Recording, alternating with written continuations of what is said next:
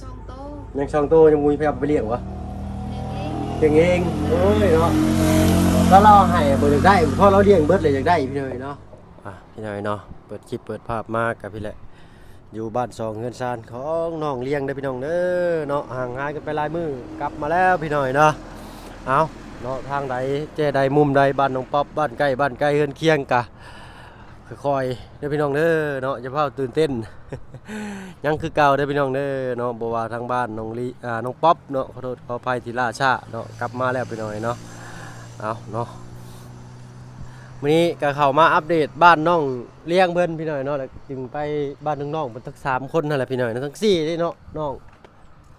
สาวดอกแค่เพราะว่าเพิ่นก็เป็นอีกคนหนึ่งที่เฮาเคยไปถ่ายเป็นครั้งแรกเลยพี่น้อยเนาะเดี๋ยวสิไปอัปเดตให้ป้าลุงเพิ่นเบิ่งอีกเทื่อนึงพี่น้อยเนาะว่าชีวิตการเป็นอยู่ของน้องๆเพิ่นเป็นอะไรหลังจากที่ทีมงานเนาะได้พากันช่วยเหลือเนาะว่าน้องเพิ่นสิมีชีวิตที่ดีขึ้นกว่าเก่าบ่หรืออะไรเอากลับมาเบิ่งบ้านนี่ป๊าโตเนาะเห็นแต่ในคลิปเนาะทางบ้านน้องเพิ่นเทพื้นเรียบร้อยว่าซั่นซะโอ้มีโต๊ะอีกเด้อบาดนี้เด้อเนาะ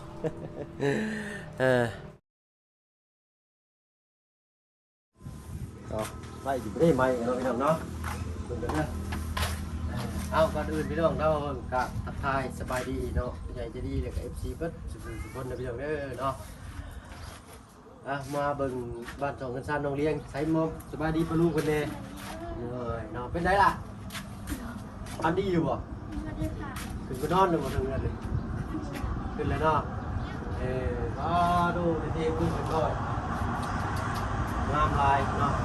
ไม่ได้ขึ้นนอนเวลาบ้าเวลาบุญไม่ได้หัวไม่ได้นั่นบ่ไม่ได้หัวเลยหลังบ้านมองอันนี้เป็นมาให้กินลมผัดไปเบิดบ่ผัดเลยเดี๋ยวพาไปลงไปเบิ่งบอลดังไฟน้องเพิ่นพี่หน่อยเนาะเอาทีละขั้นตอนไปอันนี้เป็นบอลเด็ดกินโอ้ยหาสังกะสีมาขังแล้วล่ะเนาะมาแลเด้อเนาะลมพัดปิวไปเพิ่นแล้วไฟนี่เนาะแต่ว่าเตียงมันที่ใหญ่ขนาดเลยนี่ตัดออกบ่ได้บ่เนาะตัดประมาณนี้เลยเอาเลื่อยตัดนี่ก็ได้นี่เฮ็ดเป็น2อันแล้วก็ตีคาใส่ไม้ห้าวค่ะเนาะน่าสิได้อยู่เนาะไผเฮ็ดให้อันนี้ฮะทั้งพ่อจะเฮ็ดว้าวเนาะเราอยากได้ตัวใหญ่ ได้ตัวใหญ่ว้าใหญ่เบิ่งพื้นเทือนเจ้าของเขาบ่ได้ซ้ำพี่น้อยเนาะโอ้ยไม่ก็เรือปักลายหนึ่งฮะเนาะเพิ่นก็น่าสิเฮ็ดเป็นอยู่เนาะให้เพิ่นคอยเฮ็ดไปเด้อสวัสดิ์เลี้ยวไปเลี้ยวมาคือแบบปวดท้องจะเข้าห้องน้ำบาดใช้ห้องน้ำเจ้าวิ่งนะฮะอ้าวน่าต้องนั่งน่าสาหัสอ๋อบัดยามจะเข้ากระแลนไปพุ่นดึกดื่นนี่ขึ้นกับงุ่มมืดไปเลยเนาะพี่น้อยเนาะเอากะใส่ไปก่อนนั่นล่ะเนาะหาเงินหาคำได้เนาะขายหมอกขายมันหมดแล้วปีนี้ก็ได้เด้อเนาะเฮ็ดบุ้งสังกะสีเอาพอได้ชนห่มชนเช่าก็พอเลยเนาะเอาหน้าเอาในก็ลงไปพุ่นไปเลยนี่เนาะพี่น้องเนาะไปซักอยู่พุ่นโอ้ไปซักอยู่พุ่นเลยกระเบกกับพี่เนาะว่าสิสบายก็สบายอยู่บ่อนเช่าพี่น้องเนาะแต่ว่าการใส่น้ำใส่ในอยู่พุ่นเนาะอดเอานั่นแหละเนาะชามหาเงินได้จึงว่ากันใหม่เป็นอะไรทั้งน้องๆเพิ่นบัดนี้มื้อนี้ทั้งอ้ายสิมาอัปเดตชมเจ้าทั้ง3ทั้ง4ครอบครัวเนาะทางน่ะเพิ่นพากันเฮ็ดหยังเด้เนาะทางน่ะเนาะส่วนเป็นชื่อไหนล่ะไปซะไปพูดแล้วบัดนี้เนาะบ่ขึ้นเบิ่งกระยาทั้งเฮือนเนาะคือสิมีประชุมหลายคนได้เห็นในหลายๆช่องนั่นแหละพี่น้อยเนาะอัปเดตบ้านน้องจะดีต่ออีกพี่น้อยเนาะมันเป็นอะไรครับบ้านน้องจริงๆมันเห็นยังน่ะเป็นที่ห้องน้ำบ่คือได้ยินว่าลุงเฮือเป็นห้องน้ำโอ้ขักแน่ดินี่ยังน่ะมันทะเลาะเลยโอ้รุดออกเลยโอ้ยแล้วกันพี่น้อยเนาะป้าพี่น้องบ้านผู้แลผู้พ่อกันอยู่เพื่อนน้องใจดีเพิ่นเนาะมาเล่นเลยครับทีเหนียวไม่ใส่ ยังเด้ทางนี้จมยังเด้เนาะ สบายดี สวัสดีทั้งลุงเฮิมว้ายคือมาอันเป็นหัวหน้าคุมงานครับแค่นี้ โย เท่าไร เฮ็ดเอานี่แล้วแต่ละมื้อได้ยินเสียงแล้วจมลูกแล้วก็เลยว่าเอ้าพาเป็นตัวอย่างให้ลูกเห็นแน่ว่ะ เลย เนาะ แม่นแล้วเปล่า อ้าวช่างว่าอะไรเป็นตัวอย่างจมเวลาเขาได้ลูกได้ผัวไปเขาสิจมไม่ลูกผัวเขาจะได้มาจะได้มาจะพ่อจะแม่ค่อยแหละฮ่า แล่เข้าบัดนี่ เอ้า แม่นน้องเก่งจริงสบายดีต้องเชียวไปใช้นี่สบายดีเลย ปวดมาสิปวดมา เลยเห็นยังคือจะว่าได้ยินว่าเป็นยังห้องน้ำยัง เฮ็ดห้องน้ำเฮ็ดห้องน้ำ โอ้ห้องน้ำเป็นน้องเพิ่น โดย โอ้พอดีแล้วค่อยปวดท้องเมื่อกี้นี่ไปนอกบ้านน้องเลี้ยงกับบุมี่เลยเอา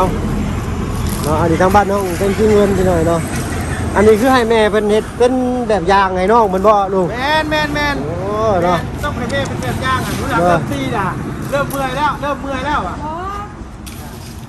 เมื่อยกับลูกสาวแล้วเฮ็ดต่อ เนาะเอาเนาะข่อยไปก่อนข่อยยันถือชวนเราโอเคหน่อยเนาะไปบ้านน้องจะดีก่อนเนาะอะไรจึงไปเบิ่งบ้านสาวดอกแคเนาะในกระสาวดอกแคมันยังได้ติดต่อเติมหน้าบ้านกับเล็กน้อยพี่น้อยเนาะเดี๋ยวไปเบิ่งกันอีกพี่น้อยเนาะว้ายเป็นได้เดี๋ยวนี้คือนั่งตัวโซอยู่แท้เมื่อไม่ได้ลุงหัวโอ้ยเนาะอยากเมื่อน้ำดีใช้น้องกีดีไปใช่เลยโอ้นอนเนาะน้องกีดีเอ้ยน้องกีดีฮะโทรไปหน่อยเนาะชิเมื่อมื้อนี้บ่เมื่อจักโมง4-5 โมงเลยดิโดยเอาคอยมือคอยมา เมื่อกันว่า เลยโอ้ดูบุตรพ่อจะโดนใช้น้องจะดีมานี่โอ้สบายดีน้องไปใส่เสื้องามเลยดูมาสีอายยังหน่อยมาพี่มาสีอายยังมาพี่เนาะเป็นไรบุตรพ่อกันจะโดนเลยนี่จือจำกันได้อยู่บ่จืออยู่เนาะโอ้เปลี่ยนไปเนาะเจ้าเนาะเข้าผัดอ้ายบานนี่เลี้ยวกันพี่น้อยเนาะใส่ทางน้องใจดีเพิ่นเป็นอะไรล่ะนอนเพื่อนใหม่ใส่ยางงามเรียบร้อยปันดีอยู่บ่ฮะ อะไรปั้นแต่ลืม พันแต่ลืมเนาะโอ้ยเลี้ยวกันบานนี่ แต่ลืม เนาะบ่ได้จ้านี่พันแต่ลืมมาชิมาถามจักหน่อยเนาะว่าพันได้ตัวดอกตัวดีบ่เนาะใกล้สิฮอดแล้ววันที่1นี่ก็ได้เนาะยันว่าป้าลุงเพิ่นอยากพังเนาะมาได้ใช่นะได้หิวทุ่งยังมาละบาทนี่โอ้เนาะได้ทุ่งพักยังล่ะเพิ่นเอิ้นบ้านเจ้า เมาผักผักเมากับจอสนาเปิลกับไปผักข้าว พักเบาพักยังให้น้องจะดีเบาอยู่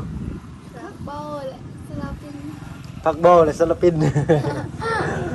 เอาเนาะ ตัวละมั้ง เนาะใช้บาทนี่เพื่อนเช้าเจ้าไปฮอดใช้แล้วบาทนี่ไปเบิ่งอยู่หั่นปะ แผ่น ข้างน้องจะดีนี่ก็ไปเข้าห้องน้ำอยู่ใช่เจ้าอยู่ป่าคือเก่าห้องน้ำฝั่งนั้นก็มีแต่ว่าเพิ่นบ่ได้เข้าอยู่ป่าไปหน่อยเนาะใช้อันเช้าดอกแคไปใช้เด้เนาะคืออันเก็บต้นเก็บโตเด้นี่เป็นเพื่อนอยู่บ่ไปบุกเบิ่งเพื่อนเพิ่นปะจะใส่ทางน้องเพิ่นพาไปพี่หน่อยเนาะ ใช่ป่ะ โอ้ยถ้าก็มาลุงเอ้ยเดี๋ยวใช่แหละถามเมื่อพร้อมลุงเพิ่นเนาะ แล้วมึงก็มือคือกันบ่ เมื่อนำลุงกันลุงจันเพิ่นบัดนี้ มือมันนี่ บ่มื้ออื่น น่ะ มื้อมื้อ มา พุ่นละ มามือไว้ เนาะมาฮอดได้เงินเบิดได้ก็มื้อแล้วเว้าเนาะเฮามาเอาเงินบ่หลายนี่ไปพุ่นแหละตู้แม่นถ้าก็มาฮอดมื้อเช้านี่คอยมาพี่หน่อยเนาะต้องลุงนวดเพิ่นก็สิเดินทางกลับแล้วเนาะโอ้เอิ้นบ่ปากเนาะสาวดอกแค่เนาะ มันยังก็มาล้างบ่อ๋อเฮ้ยบ้านเพิ่นมีอ้าวลี่แท้น่ะร้ายบาดนี่ดังเลยจริงเนาะเด้ๆเนาะ มาน้องขึ้นไปโอ้ดังเลยยิงด้วยนี่เนาะหอหยอกเด้อพี่น้องเด้อเนาะเล่นมาแอนน้ำน้องเพิ่นมาหาเรากินน้ำเย็นกับเจ้าพี่น้องเอ้ย เป็นยังไงนี่คือเมื่อยแท้เลยโอ้เย่ดีนี่ บ่หักก็มาแต่ส่งแม่เจดี ส่งแม่น้องจีดีเพิ่นไปใส่ตัวแม่ไม่ใช่คือบ่เห็นเราแต่โดนเลย แม่ไปสวน ไปชวนบ้านสกีบ่โอ้ยก็มานั่งคอยกันนั่งก็สะอาดโอ้พี่น้อง ไป เนาะ สวนมัน หมอบตอบเข้าถึงกันครับอันนี้ดูเดินมันนี่เทิงนี่บ่พาเข้ากินน้ำเลยบ่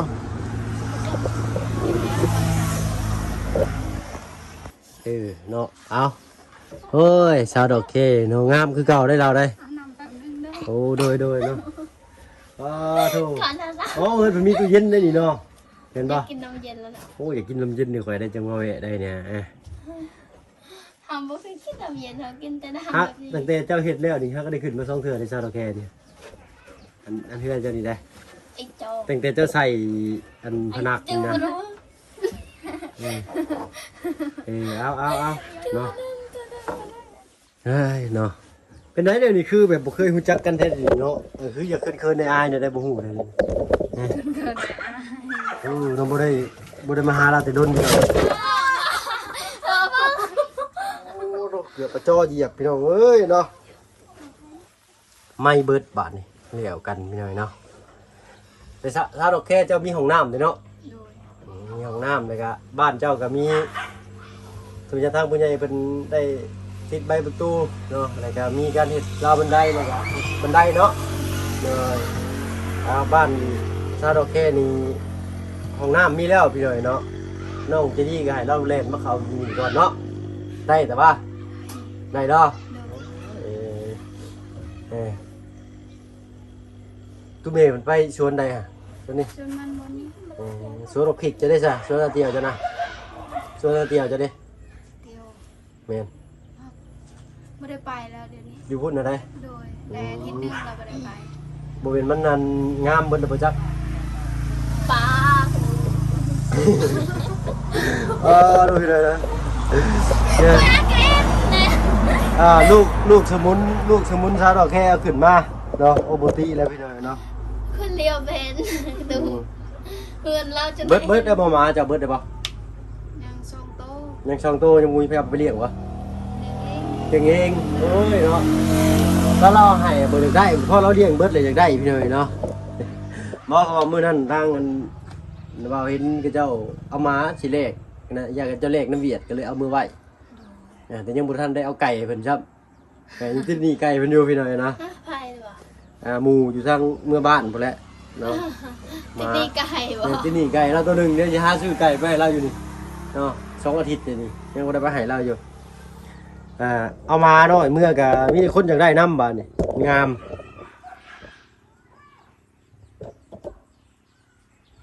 เอาบ้านน้องใจดีก็ติดเขาฟืนเขาไฟเรียบร้อยเนาะน้องเนาะต่อไปจากบ้านซาดอกแคเอาซะถ้าว่าเขาดึงมาแต่พุ่นนี่มันสิเสียเงินซื้อสายไฟอีกพี่น้องดีแล้วติดดึงมาจากบนนี้ไปเท่าไรน้องใจดีเขาไฟบ้าเฮือนเจ้านะ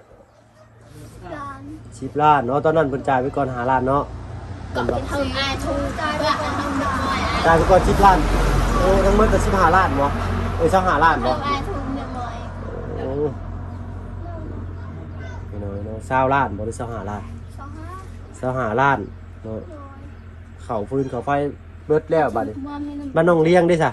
เจอปอมรัก บ่มีไฟสากแบตก็คือสิเลยเนาะมาสากอยู่เพื่อนน้องเพิ่นก่อนพี่น้อยเนาะเอาพี่น้อยเนาะโอ้ดาวเนาะเอาหาเงินได้จังใส่น้องเลี้ยงเนาะครับสำนั้นแล้วพี่น้อยเนาะถ้ามาเพิ่งเข้ามาก็มาเยี่ยมยามทำข่าวๆน้องๆเพิ่นเบิ่งซื่อเนาะมาปัจจุบันทั้งตุ้มแม่น้องสาวดอกแคบ่พอซ้ำ เดี๋ยวพ่อเราไปสวนมือนี้น้องคาเวีย ยังมีไผแน่เข้ามาหาเจ้าน้องดอกแค มือนี้บอก แม่น บ่มี บ่มีทางไอ้บุญคงเพิ่นก็ไปทางอื่นเลยเนาะ เมื่อวานนี้เรามา อ๋อเพิ่นก็ยังมาเยี่ยมอยู่ โดย โดยเอาก็มาเป็นระยะพี่น้อยเนาะเพราะว่าเวียกเข้ากันแล้วแหละเนาะ แต่ยังมีต่อเติมมีบ่ได้บ้านน้องอันนี้นะเนี่ยมีเลยเนาะมีแน่ต่อเติมในอยู่บ่อยู่กันจ้ะนี่ เบิ้ลมากับโรงโจสมทบเบิ้ลมากับโจข่าวดีสนวนนะดีเนาะโอ้เนาะเอาเนาะแต่บ่เป็นหยังพี่น้อยเนาะกันซำนี้แกพออยู่เช้าได้แล้วน้องๆครับเอาพี่น้อยเนาะทางเฮาก็สิขอตัวลำลาแล้วมาเล่นแม่นซื่อไปเด้อบัดนี้น้องๆทั้ง3สบายดีปะลุงเพิ่นแน่สบายดีจ้าโอ้ยเนาะสิไล่เลี่ยกันเลยเด้นี่จักปีแล้วเจ้าสาวดอกแก25อะไรโอ้โหข่อยฮักกับ27ข่อยเฒ่าก็เจ้าเฮงนี่เนาะน้องเลี้ยงเด้13น้องเจดีเด้12โอ้ยยัง12อยู่เนาะเอ้าพี่น้อยเนาะสำนั้นถ้าเพิ่นสิขอตัวลำลาไปทางอื่นก่อนฝนฟ้าก็สิตกแล้วบัดนี้ไปแล้วพี่น้องสบายดีจ้ะ